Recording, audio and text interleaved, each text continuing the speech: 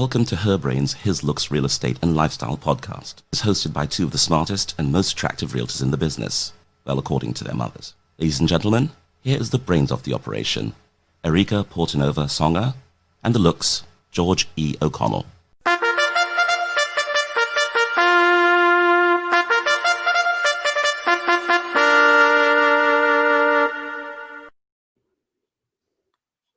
Who's that over there? It's me. Hey, stranger. Hey, stranger. How are you? I'm great. I'm glad we're finally doing this again. I missed this.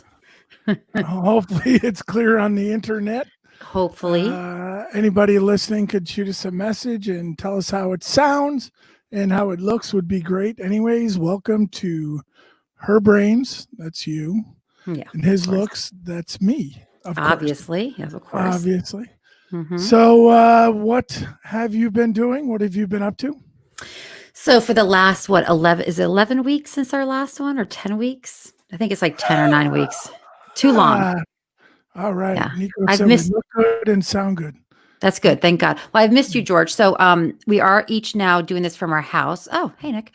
We're doing this from our houses, separately, of course. So in my background, you'll see my daughter's artwork. It's impressive. I know. What is empty? What is the empty window pane thing? It's a window. It's vintage. It's a window from a church, maybe. I don't know. My husband picked it out, but it's nice. It's supposed to class up the joint a little bit. I put makeup on for you because 2 hours ago, George said that I wasn't presentable. So apparently it wasn't good enough for the rest of the public. So I thought that George and I had a better friendship than that I was good enough for him as it is, but au naturel wasn't his taste. Now you're just in the dark. You might have to open your blinds a little bit. What? We can't see you. Come on, really? It's my son. Oh my God. Right. Well, it's fine for now. Okay, good. But I miss this. I miss working. I miss doing our podcast. I miss humans and general social interaction. So, what about you? Keeping busy, little side projects, cleaning up the house, working on the storage facility, storage room, which I have a ton of old stuff in there from my buying and selling days. But your buying and selling days still continue. I mean, you're still not as active, but still continuing. Yeah. But yeah, other than, now the weather's getting nice, trying to ride the bicycle. Thankfully, it's flat around Black Rock and Fairfield Beach area. So with or without your dog? So far this year has been without the dog. Oh, come on. Why did you ask about the dog? Because I want you to tell the group. I don't know why. I mean, there he is. There's a Sir Chester cam. He's lying on the couch next to me. Oh, there you go. For those who don't know this, George and Lori love their dog. So, and you'll see George in Black Rock, maybe biking with a little, what do you call the things you put kids in the back? It's like a trailer where they sit down. Yeah, but in this case, the dog's in there. Yeah, Sir Chester. Oh my God. I just pray one day I drive by you like that and I make fun of you, take pictures of you, and can't wait. We have to give him doggy CBD things to calm him down because he yelps the entire time. Maybe he's saying he doesn't want to go. I mean, no, he's not saying. Oh, okay. You're so sure. Okay. You need a dog whisperer. I understand Sir Chester talk. Of course you do, George, because you also are a dog whisperer among your many talents. So I don't know if we introduced ourselves even. Oh, right. Yes. Yeah, so shall I go first? I think we did. I don't know. We did. Well, we said that you're the looks, obviously, and I'm the brains, obviously. But we are realtors for William Pitt Sotheby's in Southport. We are active realtors. Rika has kind of killed it over the pandemic. You've been killing it a little bit. I've been killing it with a mask on, but I've been busy. Yeah. And Nick, who I know is watching, my client and friend Nick, he's been keeping me busy, so he doesn't let a pandemic stop him. So, but it's been busy, huh? Did he have the duplexes in Fairfield? Was that Nick? No, Nick. Nick is one of my most favorite clients and friends. I'm going to get in trouble with that statement, but yeah, no, he buys properties and uses them as rentals. He's an investor. So we just purchased a condo in Stratford. Nice. That's a Yeah. good client to have, obviously. He's a great guy. So I've known him for a long time. So yeah, it's been busy. We've been trying to do this. So George and I, as he said, we're active realtors in all of Fairfield County and New Haven County here in Connecticut. Our home base office is William Pitt Sotheby's. We're both full time, and we've got a couple other things we're launching. We'll tell you at the end. So stay tuned for our end of our podcast. And yeah, we've been managing to work through this pandemic, and we're making do like everybody else. And we'll talk more about that too in the podcast. So I'm just happy to be back on the podcast. Happy to talk to humans. So the picture there is a few years old. That is Southport Harbor. I don't know if you're going to be able to see my mouse on the screen, but that's our office building somewhere in that picture. You can see it on the left side behind the building right there. No, we have go ahead. No, I say we have a beautiful we are lucky to work in a really, really pretty office and a beautiful view. We're spoiled. We are spoiled in that sense, absolutely. Yeah. Only if we can get in there a little more regularly, but that's coming. That's true. Yeah, some restrictions right now, but we'll be getting in there more often. So we're making do though, working from our houses, and we're good. So we're out there on the road still getting jobs done. And we're doing it this isn't Zoom. It's actually a program called StreamYard. It's for me at least, it's a little more friendly to operate. It's a little less complex, but it also lets us stream to 5 different areas. So we got my profile page, my realtor page, your realtor page, Her Brains, His Looks, Facebook page, and YouTube all at the same time live. So that makes it kind of unique. So we are streaming in 5 different platforms. So it's pretty cool. And thank God for George E. O'Connell, my partner, because I know nothing of this technological stuff. So I appreciate that. Yeah. So we're going to try to do this. We are. Kick off with some stats here, and give me a second. There we go. We'll start off with. You're doing the slides, right? I got the slides going. Yeah. Awesome. Yeah. Okay. So we'll talk about the slides. So now we're back to our regular weekly podcast. We'd like to talk about what happens, in the areas statistically with the real estate. And of course, we'll touch on other sort of trends and whatnot. But stats wise, in all of Fairfield County last full month of April, so May hasn't come out quite yet, we had the closed sales. We were up about 0.7%. from comparing it from this year, 2020, to the previous year, 2019. And just a quick sidebar. We're holding off on the new listings. We know it's a big number there, but when we get to a slide about 5-6 slides away, we'll explain the new listings and what's involved with them. Right, and how the pandemic affected. No, that's good. Thank you. Interject away, George, please. Days on market, we have less time this past year than we did in 2019. We're down almost 4%, meaning it's not as they're selling a little bit quicker. They're going to contracts a little bit quicker than they did 2019. Average sale price down just about 0.5%, not much. So really steady in terms of pricing, and the month's supply of inventory is down quite a bit. And that's what we're going to talk about, the new listings in a moment. That's down 37%. So from this year compared to last year, but of course we know that's pandemic COVID related, and which we'll touch on. And the inventory is down, that's usually a signal of a seller's market. Absolutely. And in this case, we know it's a pandemic market. Yeah, and we'll talk about that. New Haven County. So just to touch on New Haven County is our neighboring county, which we also service. Closed sales this year compared to 2019, down about 15%. So you're seeing a little bit more drastic numbers there than we did Fairfield County. Days on market down 20%. So that means what is out there is selling quicker than it did in 2019. Average sale price up about 4%. It's pretty remarkable. These average sale prices are consistent, but these are things that are already in the pipeline and sort of pre-pandemic. Right. Think about it. So January, February, early March, people already had their contracts in place or were about to have contracts in place. So once those were in place, unless you lost your job, which a lot of people did spontaneously due to the COVID, you were still bound into and going to continue with the purchase. So that's why you saw those closings and sales happening in end of March and April. One more stat for New Haven County, months supply, they were down about 35%. So same thing as Fairfield. We'll talk about that as well. And we picked certain towns that, are kind of highly focused by us. Also to give you a snapshot of a couple in Fairfield County and one in New Haven County. First, we'll start off with Fairfield, Connecticut. Yes. And George, let's just also remind our fabulous listeners out there that we do everything. We do every single town. We just literally haphazardly pick towns to talk about, but we can service any town. So remember that. Yeah. The reason I picked these, I picked kind of one on the coast, one, a little bit north. And again, then I picked one in just over the border, New Haven County. George and I like diversity. Okay, Fairfield, number of closed sales this past month of April was up about 6%. Do you want me to go through all the stats in each town or just kind of focus on that?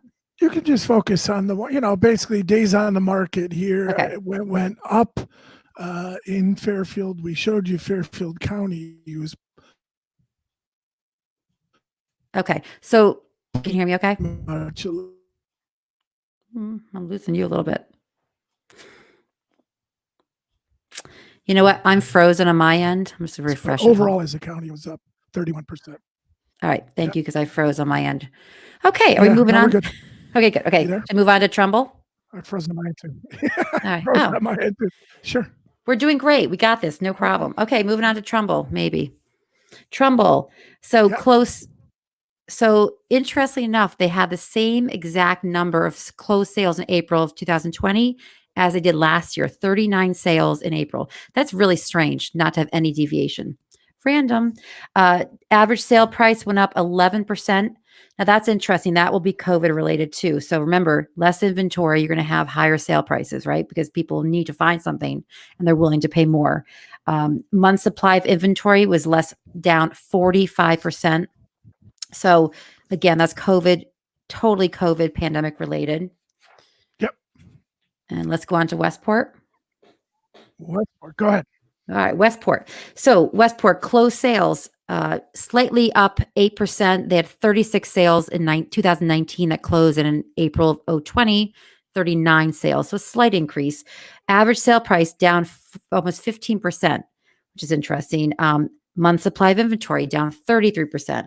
So again, those are indicative of the pandemic. Yeah, and again, that's the higher end market. Westport, a little downstate a little bit, so the numbers reflect. I assume, the average sales price. Again, it was in the pipeline, but it was just reflecting of the market kind of coming off a little slower than normal for the spring market, right? Right.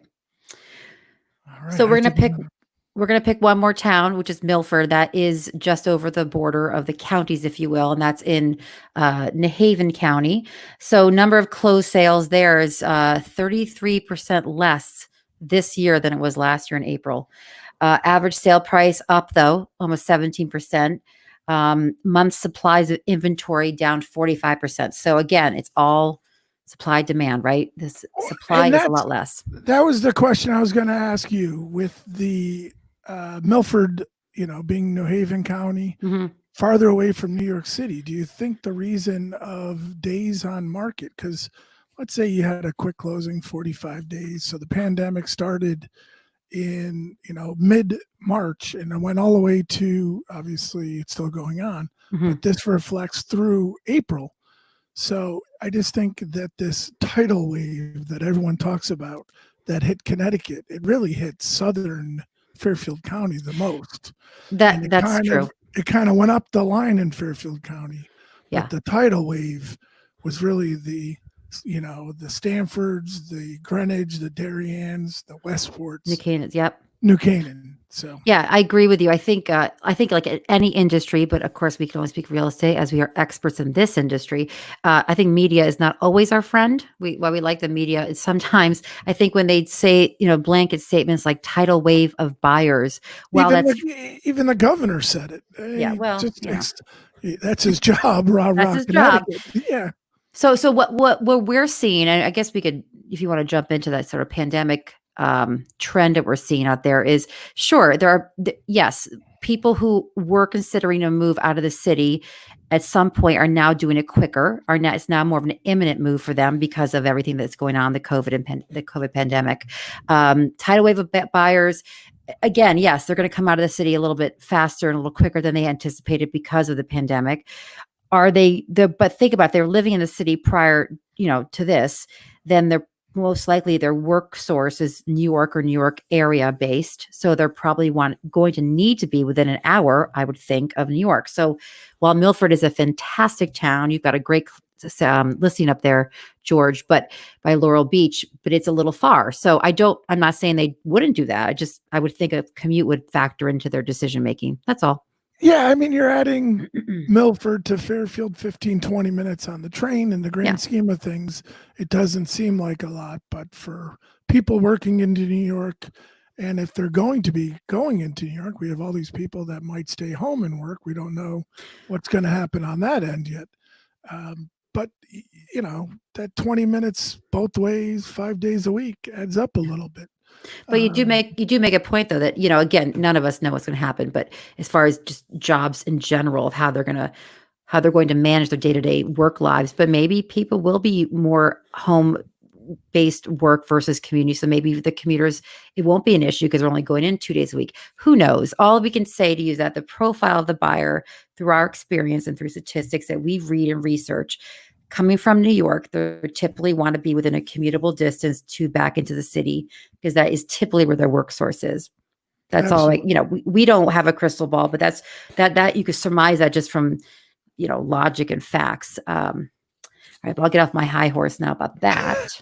Sir Chester, I can feel myself. Just walked away. I don't know where. Yeah, he was like, "All right, enough with this lady. Here's my mother." he didn't even. So, anyways, let me hit the next slide. This is kind of what we were prefacing before, the new single family listings. So if you look at these numbers through May, Fairfield had 134 new listings, although it is down 16.3% from 2019. You got to look at it from the April's point of view. So 16.3% were down, but in April, the new listings were down 68.6. Yeah, which is huge. Huge number, huge difference. So again, Milford has 65 new listing. It is down 40%, 39.3% from 19. But again, look at it from the April point of view, 2020 was down 74%. And as we go down, you see the numbers get smaller and smaller. Westport, 115 new single-family listings. It is actually up 17% from April 2019. As compared to April 2020, it was down 33%. So Trumbull wraps it up. Go ahead. So these stats are really interesting. If you want to sort of deep dive into them a little bit, our spring market, a typical in our area, right? Fairfield County, New Haven County, and Connecticut, our spring market typically begins, February 15th, 1st of March through Memorial Day. So obviously we lost our entire spring market because of the COVID crisis. So what I think, my personal opinion, that we're going to see it start now. Educated opinion. Oh, life not personal. What can be personal? It's personal, but I'm just saying. My personally educated experience opinion? And through experience. So through my personal experience? Sure. Fine. My vastly educated, intelligent opinion. Is that good? Okay. Just keep going. All right. So I think we're gonna see. I feel that we're gonna see spring market now, starting in June. We'll see what would have been March, April, May will be June, July, August. So there are a couple of things about that. One is I think the people that have their houses listed will now see a surge of buyers coming through. If you're considering listing, list it now. For those who were listed, though, so remember, you had very little competition when you were listed back in March, April, right? Because all the inventory in all the towns consistently was low. And if you did not get offers then, and you did not get buyer interest then, that should be something to factor into the presentation and listing price overall of your home. Because you were of so few houses that there were buyers, and then if they didn't select you or they thought you were overpriced, well, that's something to listen to because that was your chance really to sell it for the highest price you could have back when there was the least amount of competition on the market. Gotcha. Right? Is it Thoughts? getting? Is it getting? Well, my Anybody? only thought is it getting cloudy in Trumble? You're getting darker and I darker. don't know what's happening. Okay, clearly I'll have to. This is the only place I can sit in my house. Is it bad? Do You I look can just? Well, Do I look good though? I'm probably too bright and you're probably too dark. But the question is, do I look beautiful and thin? Because that's really my only goal. You ever look into like a person is standing in front of the sun and they're just like a silhouette? Do they look beautiful and thin though? That's really the important question. If that's what silhouettes do, then the answer is yes. Poor George. He can't answer that question. Loaded question, Georgie. All right, moving on. But that's my take on the whole stats thing. But anyway. Okay. So. Oh wait, don't I have thing to do a listing or something to talk about? Well. You want to do that now? I don't know. Should I? Sure. It's up to you. I don't know. You tell me. All right. Here you go, sunshine. But how do I do it? There it is. Okay. Oh, you do it. Okay. So this is a good example. So this past weekend Wednesday afternoon, I listed a house, a lovely home, 10 Courts Lane here in Trumbull, asking price $609,900. So $609,900. Time out. What? Why don't you start by telling our listeners and our viewers about Listing 360? Oh, right. Thanks. Okay. You'll have to pipe in with the details. I'm here for you. Oh, thank God for George. So this is an example of what our company is doing, William Pitt Sotheby's, because we shouldn't be doing actual in-person open houses. We are discouraged from using a lot of paper materials. And I think that will transcend over time as well, and just for overall environmentally friendly and safety issues. So we're asked to do these digital brochures. So what we're doing now is, instead of you taking a brochure back from a showing of a house, you get this beautiful brochure that's all digital. So it gets emailed to you or sent to you. And this is an example of one of our 360 digital. So even when you're having an open house, you're going to have a flow code, but it's really a QR code that you just zap with your phone, and voila, 10 Courts Lane pulls up onto your screen. Yep. And George can speak about that because I don't really understand that. So this digital brochure, though, is everything that would have been in the paper brochure, print brochure, is captured in this. So if you want to click, do I click ahead or you click ahead? You're clicking. This is just a screen share. Oh dear. Hold on. I got to find, how do I click? Hold on. I got this. Don't I? Yeah, I got it.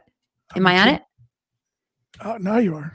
Woohoo. All right. So this is an example of this house. So the brochure is sidebar, but I think it's important to know this house we had on the market on Wednesday afternoon. I had 27 showings on this house. We end up having multiple offers and ultimately accepted an offer last night. And we had multiple offers, which means it's a timestamp. Fast. Explain. Sorry. Oh my gosh. Okay. You're here. It's your listing. All right. My lovely listing has this beautiful in-ground pool, which backs to about another private acre in the back, all fenced in, 4 bedrooms, 3 baths, 2.5 baths, finished lower level, walk out, patio, deck, really nice. And the best part, it's on a double cul-de-sac. This is the area which is kind of near the Monroe side of Trumbull. It's what's a double cul-de-sac? I've never heard that terminology. So you literally drive. Let's just say you drive straight to this house. You look to the right, there's a cul-de-sac. You look to the left, there's a cul-de-sac. That's like a dream come true for little kids. If you're biking and skateboarding and whatever, I mean, that's awesome. Did you like the background I chose for your presentation? I can't even tell. I don't know what the heck I'm doing. So I mean, yes, I love it so much, George. I have no idea what I did. Okay, I'm going to click ahead though. Okay. But so this is some pictures of the family room and the kitchen. I mean, it's a fantastic room, vaulted ceiling. They whitewashed the chimney, the fireplace and chimney. So it looks beautiful. As I scroll through though, I will tell you, we did have multiple offers. The important thing in saying that is that we had 27 showings. We had multiple offers. We settled on an agreeable sale price, and that literally took 4 days. So the market is strong for those that want to sell and have a appropriately priced home. There are buyers out there because we have very little inventory. So if you want to sell, this would be the time of year to do that. along with these brochures, we have floor plans, as you can see, involved. I have George and I use a professional photographer who does all our photography plus all the virtual virtual tours, and of course the floor plans as well. That's John Queenan and Bernadette Queenan. Shout out to them. I love them. Two of my favorite people, and they do a great job. So in this brochure, you'll also see, I'm not sure where it is. Is it, maybe it's over. You'll see areas where you can grab things too. Disclosures, the inclusion, exclusion addendum. So everything you need for this house, all the disclosures, any sort of additional addendums or documents, you will find in this brochure. Oh, you don't want to show the lead disclosures because no, I can show as an example. Sure. I didn't think. Well, it would show the homeowner's name. Oh, good point. Yeah. Well, it's public record. How about I show the inclusion, exclusion one? That's a fun one to always look at. Name too. Okay, but just show. Okay, I'm just not going to show. I can't even get to it anyway, so I don't know how to do it. So, yeah. All right. Bottom line is, it's pretty cool, and it gives you a lot of components, a lot of information, and with one click. And it's nifty. It's. I don't even think as much it is COVID related, although that's now is kind of what it is, passing a paper, people touching paper. I get it. But yeah. Bottom line is everyone has a smartphone that's going to be looking at these homes, or the vast majority, and everyone has an iPad or access to a computer. So the point is it cuts down, it makes it easier for the prospective buyers. It makes it, I think it comes out to be a better brochure, to be honest with you. And like you said, this is the wave of the future. We're going to steer away from paper, and this is going to be the new way things are marketed and advertised. And we hope that you, as our clients and customers, appreciate that and like it. And just to be clear, we're open for, comments and input too. So right now, it's been received as a very good product, but love to hear what y'all think. So.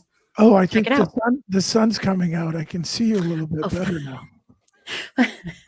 Maybe I have to pick a different time of day. I don't even know. I think I look, Yeah, you look great. Don't get me wrong. Shut up. All right. Let's talk about you. Let's talk about George. All right. Let's talk about George. It's easy. Ready? Yep. Boom.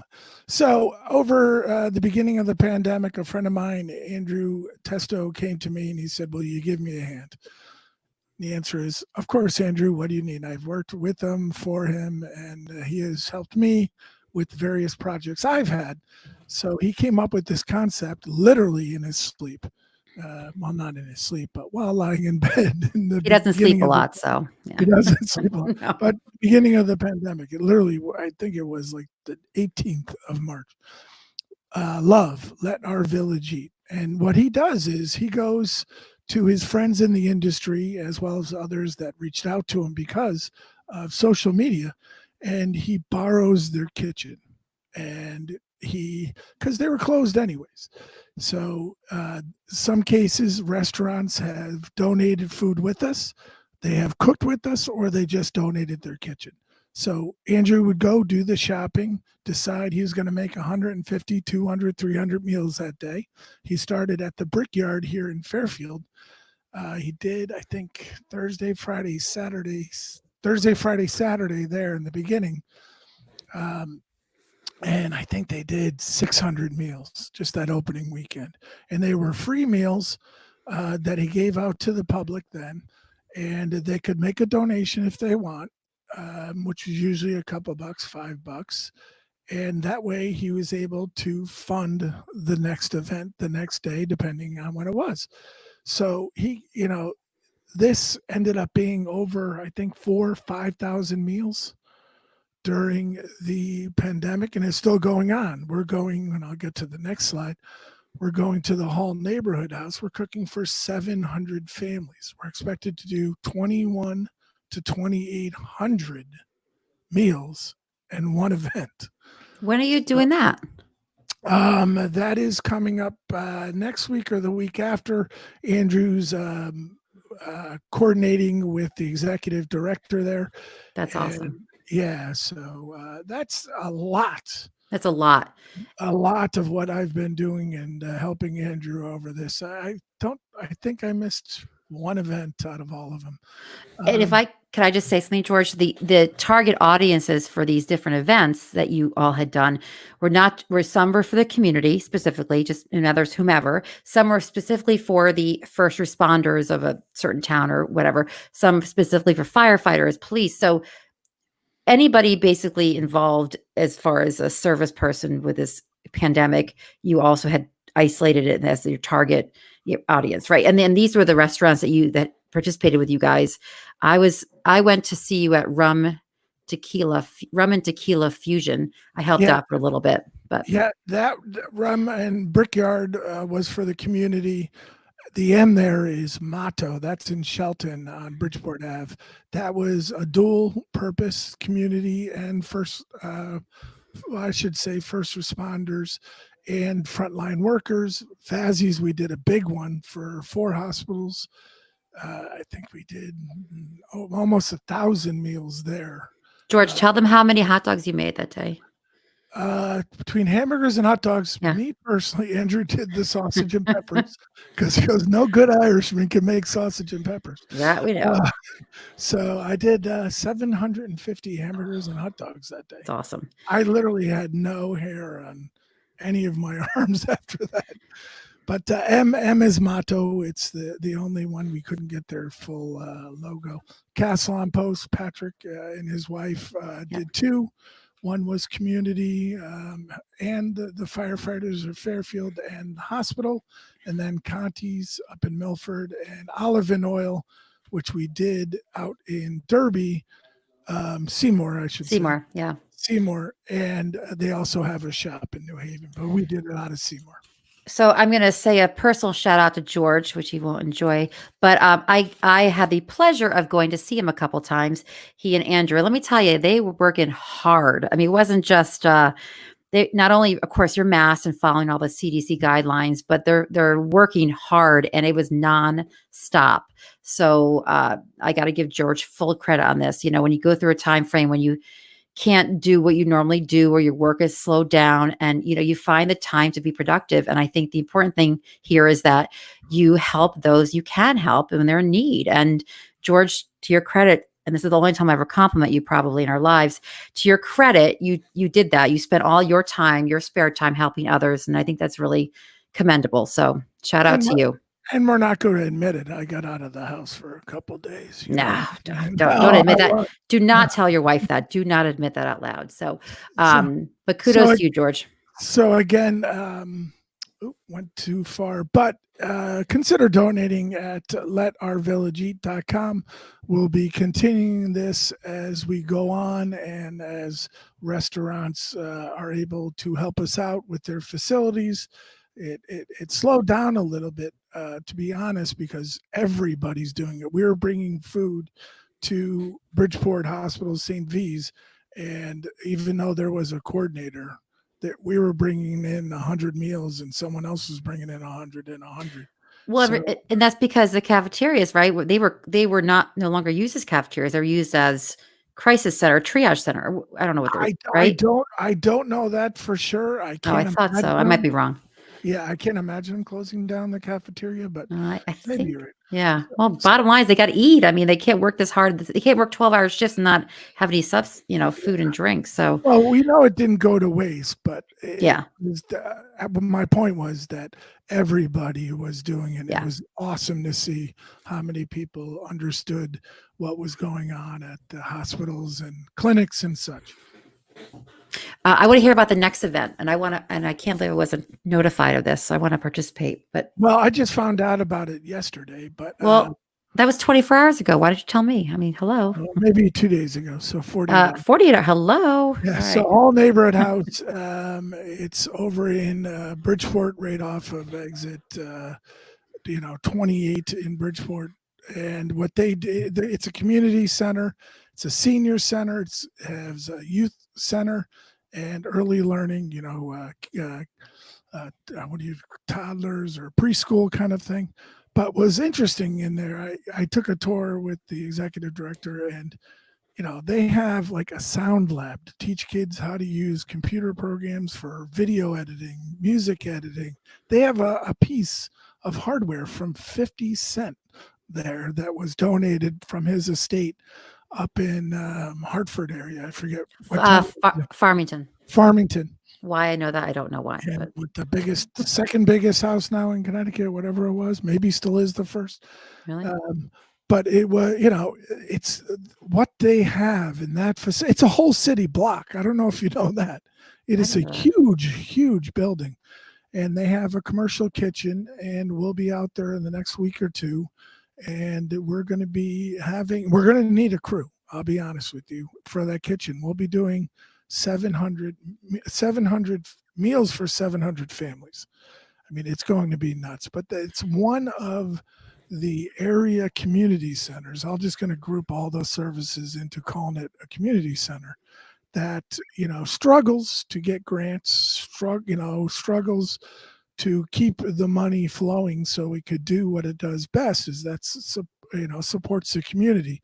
So, you need to reach out to your local people. Even it's multi-town supported and multi-town used. So there are kids coming in from Trumbull and Fairfield, believe it or not, that are using the property for these services. George, why don't we, when you get, the details of the event, date, et cetera, and the needs, what you need for the event, let's make sure you do your magic and you post it on this, and we can really communicate that. And between now and then, I'm sure we'll have another podcast, or if not, we'll make sure we do, to communicate and tell people what we actually need. And they can stop by and visit and see us if they want to see us in person, which is a privilege, I know. And then see us working. What's going to be cool is he wants us to do the podcast from there, so the kids can see what we do. Oh, so and wait, we have hats. We'll give out free hats. We don't have 700 hats. We'll maybe have a raffle. We gave like a few free hats, but George, I don't know if you can show them your hat, but we have our branded hats. Her brains, his looks. Yep, fabulous. It looks amazing. Embroidered. High end. Thank you to Vicki Robinson. Is it Crown? I think out of Norwalk, Crown Printing and stuff. I think so. Yep. I'll double check while you continue speaking. But yeah, we'll make sure we have all the information for the event on our site, and we'll communicate that to everybody. Exciting news! I almost got to it. There's the exciting news. This is exciting. Yeah. So George and I decided that, when you have all this, what we think is decent knowledge and understanding of homes and how they work in real estate and just a general idea of properties, we said, and oftentimes we are asked by our clients to not formally manage a house, but keep an eye on it when they're in Singapore for 10 years. That's actually a true fact. And they were delightful. And I loved my clients. I was happy to do it, but literally 10 years. And I was like, well, so we thought maybe we could turn this into an actual business, because now we love doing it for our people and our clients. But as realtors, we're not supposed to really do that. As realtors, we have a very specific job description. So as a property manager, though, and then of course, we're an LLC, so we're a bit more protected, we can do a formal property management service for our clients. So we are branching off, or sidebarring, and announcing our HBHL Property Management and the LLC. Reason for the LLC is not for our protection. Oh, I'm an attorney's daughter. As I just figured that. I thought it was. So we want to get the proper insurances in line and such. I thought it was to protect us. What do I know? We don't need to tell everyone that. Oh, just kidding. Totally fine. No worries. But we want to have an entity, so we're able to protect it and insure it, so those properties that we have are protected as well. We want to protect your property, but my family has been in the property management. I wrote proper. I misspelled. That's it. Yeah. Sorry. Well, that's because I did. Anyway, my fault. But my family's been in property management. My father for 50 years. My sister. Mine has too, George. Whatever. It's in our blood. You and me both. Well, that was the point I was getting to you. Okay, just not forget about. Okay. I have worked in property management since I was out of high school, through college, and years after college. So we know what's going on. We know the needs of a house. We know the needs of a commercial property as well. So keep an eye out for HBHL Property Management. Okay. Okay. Awesome. So that's, I think, concludes we have one more slide, our normal slide of our info, our contact information slide, but that is it for today's podcast, I believe, right? Did we cover everything? That is it, folks. I know what I didn't do, George. We didn't do a stump George. I always like to stump George in the very beginning and get him all flustered because he's all red in the cheeks. I don't think you get me flustered, but go ahead. Oh, please, whatever. Do you have a knows. question? Well, no, I didn't have one planned out, so I can't think. Usually I have a joke. You were late to the, to the preparation of this event. I know. Okay. Well, you know what? I'm back. We're back officially. The home podcasting seemed to work without too many glitches. And I think I'll have a dual stump George session next time. We do have a late viewer coming in. It is your friend. Hold on. Oh, Fran. Hi, Fran. Fran. She's our AE, our account extraordinaire executive of our Greater Fairfield Board of Realtors.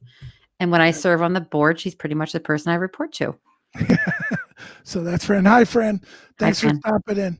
So this is going to be a wrap, and we are going to come out next week once the numbers for May are calculated. What happens in the end of the month of April, the beginning of the month in May, is a lot of realtors are finalizing their sheets and sending in their counts for numbers. So we usually the boards and the MLS waits until about the 4th or 5th before they drop their final numbers for the month. So we'll do this next week. That'll be interesting to see that next week. So don't be jealous, George, but I'm about to go meet my girlfriends at 6:15. My Monday night, 6 o'clock, or in this case, 6:15, our commuter lot safe distancing drinking session. And by that, I mean, it's probably not allowed. Is it illegal? I don't know if it's illegal or not. But anyway, as long as you stay 6 feet apart and it's not on public property. It's totally on a public property, but that's totally fine. So we sit 6 feet apart. We have maybe a cup of tea or a beer. I don't know. Depends. And just for 1 hour, once a week, just so we can say and maintain our human and, sanity. Now, here's a little fact, which I didn't know. Yeah. Until recently. And this is remarkable. I didn't know this. Did you? I was just thinking, make sure you use red Solo cups while you're there, right? Oh, most people do on beaches, and I just use a beer bottle, but okay.